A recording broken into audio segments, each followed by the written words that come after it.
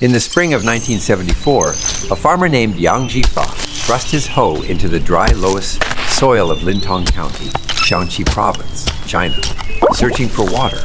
The blade struck something hard, unyielding, not raw, something denser, something shaped. What clawed its way into the light over the following months defied the capacity of language to contain it. 8,000 life-size terracotta soldiers, horses, and bronze chariots, arrayed in precise battle formation, rank upon rank, frozen in eternal readiness for a war that had ended 2,200 years before their unearthing. The discovery seized global imagination overnight. Documentary crews descended like vultures. Headlines screamed of an eighth wonder of the world. Tourists came by the busload, cameras clicking, guidebooks waving. The modern world pouring itself into a space that had known only pure darkness and absolute silence for millennia. Yet here is the knot that history refuses to untie. Those 8,000 warriors, for all their staggering grandeur, are merely the vanguard. They occupy the outermost periphery of a burial complex that sprawls across 56 square kilometers, roughly the surface area of Manhattan Island. And at its dead center, beneath a man-made mountain of compacted earth, 76 meters high, lies the main burial chamber itself, the sealed heart of an empire that mapped the heavens in Mercury and built mountains underground. 4 decades of relentless technological revolution have passed since that hoe first bit into clay. Ground-penetrating radar has sketched ghostly blueprints of interior corridors. Soil core samples have revealed mercury concentrations in the earth, above the tomb, that exceed natural levels by staggering margins. Robotic probes have peered into peripheral chambers. And still, the central tomb has never been opened. Not a single archaeological tool has breached its ancient seal. The most ambitious excavation project in human history has excavated almost nothing of what matters most. The entertainment industry has done its damage. Decades of adventure cinema have conditioned us to expect chained crossbows triggered by pressure plates, ancient curses whispered in dead languages, rolling boulders and collapsing floors, the Indiana Jones fantasy of booby-trapped tombs, defending treasures against greedy intruders. None of it applies here. The reality is far colder, far more absolute, far more indifferent to human drama or human aspiration. The real guardian standing eternal watch over Qin Shi Huang's final chamber is not a carved curse or mechanical device of any kind. It is a force that modern science cannot neutralize, cannot filter, cannot disarm through any technique currently known to civilization. An invisible, odorless, irreversible physical phenomenon saturates the soil above that tomb in lethal concentrations. And it has been accumulating for 2,200 years, patient as geology itself, silent as a held breath. Something cold and heavy waits down there. Something that does not discriminate between the careful archaeologist and the greedy looter, between reverence and ambition, between scientific curiosity and base plunder. The earth itself has become the sentinel, and the sentinel does not sleep. If you stand before the gates of the greatest tomb on earth, behind those sealed doors lies history untouched for 22 centuries, and a force that could annihilate anyone who enters. Pry it open and risk destroying what you came to understand, or walk away and let the earth keep its secrets. What do you do? Ying Zheng ascended the throne of Qin at age 13. A boy king surrounded by wolves in silk robes, his own mother conspiring against him. His father's death leaving him exposed at the precise moment when power becomes most dangerous. By 22, he had seized absolute power with a decisiveness that would define an era. And the methods he employed set the template for 2 millennia of imperial ruthlessness, systematic assassination of rival ministers, calculated political purges, the wholesale liquidation of entire bloodlines posing even theoretical threats. No emotion clouded his judgment. Only outcomes mattered. Only control. 9 years. That is all it took to annihilate 6 rival kingdoms that had waged war against one another for 2.5 centuries. Centuries of shifting alliances, betrayals, massacres, and stalemates. In 221 BCE, Ying Zheng declared himself Qin Shi Huang, the first emperor of China, a new title invented for a new order, forged in the blood of the old and painted across a continent that had never before known unified rule. But absolute power breeds absolute contradiction. The man who commanded armies of millions who standardized currencies and scripts in axle widths across a continent, who built road networks and canal systems unrivaled for 1,000 years. This man could not command the one thing he craved above all else: time. The conqueror of nations trembled before mortality, like a child before. Thunder, cinnabar, mercury sulfide became his poison and his prayer. Court alchemists pressed the brilliant red powder into pills promising eternal life, and the emperor swallowed them eagerly, daily, ritually. With each dose, mercury accumulated in his tissues, binding to his nerves, clouding his reason. His hands developed a tremor. Paranoia calcified into state doctrine. He slept in a different palace each night, suspecting assassins in every shadow. The elixir of immortality was slowly, methodically murdering its most devoted believer, while the emperor chased ghosts of eternity above ground. 700,000 laborers, conscripts torn from rice fields, prisoners in iron collars, master artisans whose skills condemned them to secrecy beneath the earth, carved his afterlife fortress into living rock. The numbers stagger: a subterranean city larger than Egypt's, Valley of the Kings, mountain ranges flattened and reassembled underground, rivers of flowing mercury mapped with astronomical precision to mirror the celestial courses of the Milky Way. And then, a detail that haunts the margins like a half-remembered nightmare: skulls unearthed from the construction pits, their cranial architecture wrong, high cheekbones, deep eye sockets, facial proportions, whispering of bloodlines far beyond the Central Plains. Greco-Bactrian artisans, carried east by Silk Road trade and Alexander's distant campaigns, or merely local variation, misread by eager foreign imaginations. The dirt keeps its counsel, but the possibility hangs heavy as mercury vapor that the first emperors reach extended further than any history book dares confess. 700,000 lives consumed to build one man's doorway into death. Every empire that outlives its builders is mortared with human bone. Is any monument worth the suffering stamped into its foundation, or does glory always demand its pound of flesh? And are we merely inheritors who prefer not to read the cost? Ground-penetrating radar sees through soil and stone with electromagnetic indifference, mapping densities and voids. What it mapped beneath that grassy mound in Lintong is not merely a tomb. It is a crime scene on an industrial scale. Systematic extermination frozen in geological time, waiting beneath grass and stillness. Among the terracotta ranks, archaeologists found remains chroniclers dared not write. Royal skulls, dental wear, and cranial deformation marking irrefutable status. Bare wounds of terrible specificity, bronze arrowheads at the skull's base. Lodged at the cervical junction, not battle casualties, execution-style shots from behind, point blank. Someone wanted these people erased with brutal efficiency.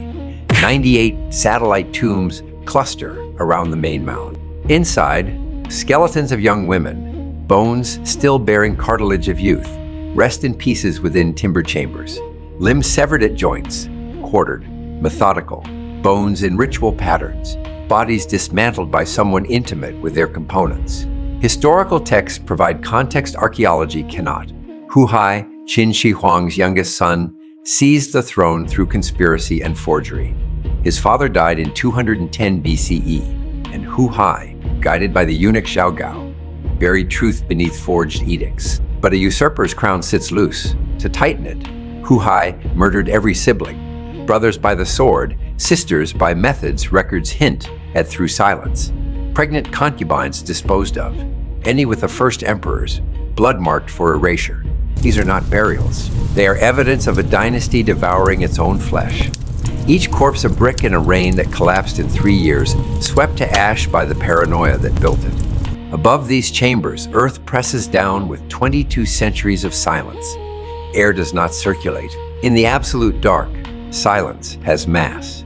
It sits on the chest like a stone. Hu Hai slaughtered his own family not for pleasure, but for raw survival. In the machinery of absolute power, your own blood becomes the greatest threat imaginable. At what point does the machine of empire grind human morality into dust beyond repair? When your own sister becomes a political liability, when your own child becomes a rival, what do? In the 1970s, Chinese geological surveyors plunged sampling rods into the earth above the burial mound. The readings made no sense. Mercury concentrations, hundreds of times above natural background levels. a signature of industrial poison in soil that had never known a factory. In 2020, a new team arrived with portable X-ray fluorescence spectrometers. The devices screamed the same warning. The poison was real, and it was ancient. Sima Qian's records of the Grand Historian had described it.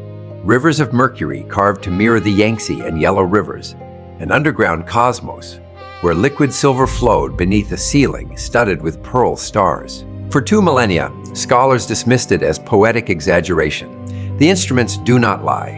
The mercury is there, in concentrations that stagger the imagination, pooled and flowing through channels carved by hands that never knew electricity. The mercury is not inert. Day and night, year after year, it evaporates, a slow, patient exhalation of toxic vapor accumulating in the soil above the sealed chamber. 2,000 years of this process has transformed the burial mound into a chemical minefield. One breath at the wrong depth would scar the lungs with metallic burns. The body would absorb what it could not expel, the brain fogging with neurological damage invisible until permanent. Here stands the first real guardian. Hazmat suits could handle this. Modern filtration technology has confronted far worse, so the vapor alone does not explain why the tomb remains sealed. Something deeper bars the way. The second guardian lurks deeper still.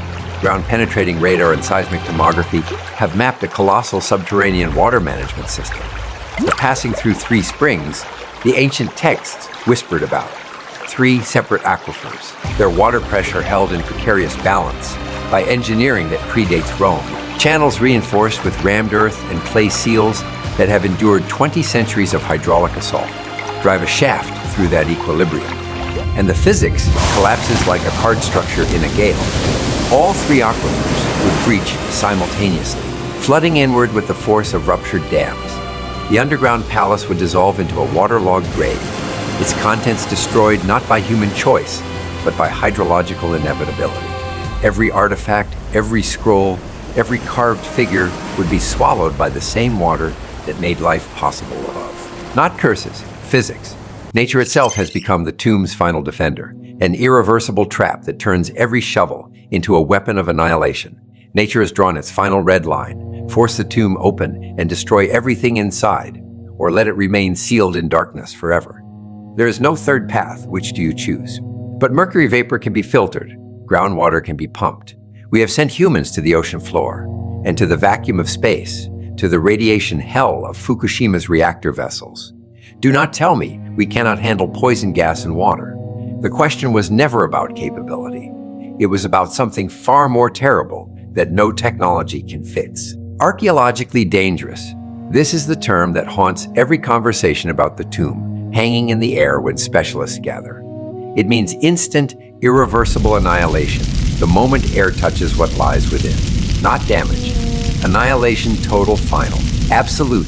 Cast your mind back to 1974. The first terracotta warriors did not emerge as the dull clay-gray husks you see today. No, they erupted from earth in colors that should not have survived. Iridescent purple like oil on water, crimson red deep as arterial blood, emerald green lit from within, lapis blue that drank the light. 2,000 years of sealed darkness had frozen these pigments in time, a chromatic miracle suspended in absolute zero history, waiting for a breath of air to complete its destruction. Then the lacquer beneath the paint met modern air.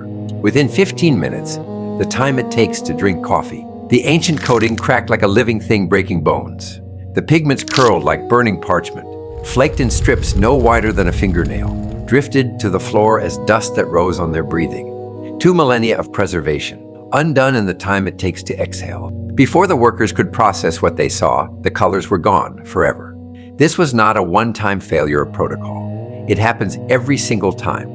No conservation technology on this earth can stop the oxidation, the desiccation, the molecular unraveling when an artifact born in a sealed world meets the open atmosphere. The laws of chemistry itself bar the door, indifferent to human desire.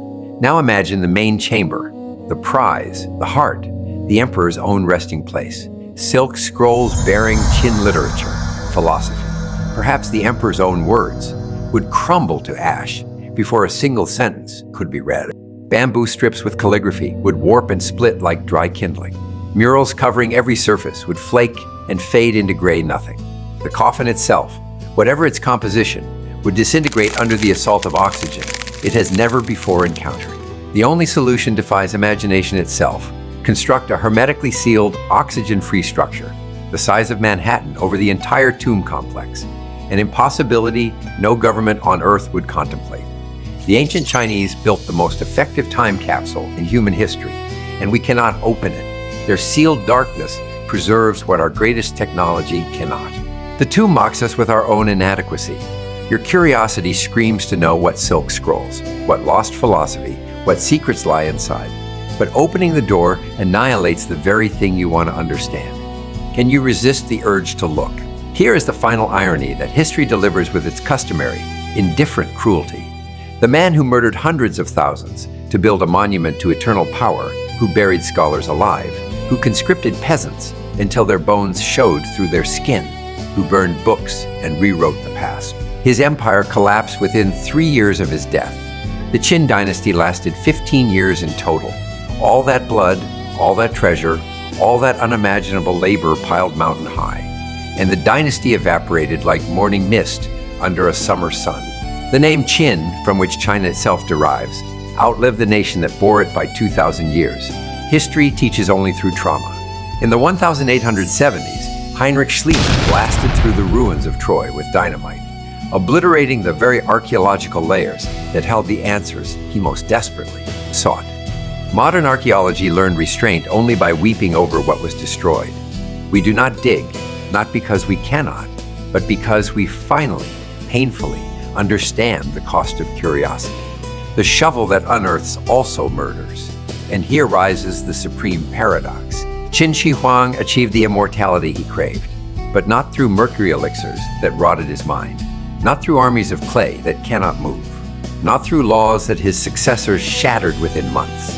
He achieved it by building something so vast, so complex, so catastrophically fragile that the highest technology of the 21st century is forced to protect it by never touching it at all. He built his own eternal paradox, a tomb that commands the future to bow before the past. Above it, wheat fields grow in seasonal cycles, indifferent to dynasties. Farmers till the same soil their ancestors tilled before Rome had an emperor. Civilizations rise and fall, their empires remembered only in books that themselves crumble. And the first emperor sleeps on undisturbed, the most powerful man in history, guarded not by weapons or curses or clay soldiers, but by the immutable laws of physics themselves. Wheat bends in the wind. Centuries pass like seconds on a geological clock. The tomb waits, patient as stone, while everything above it changes and everything below it remains. This is your final choice. Open the door and destroy the miracle, or let it sleep for another century, another millennium, another eternity, a sealed world more permanent than any dynasty, any empire, any human ambition that ever rose or fell upon the surface of this turning earth. What do you do?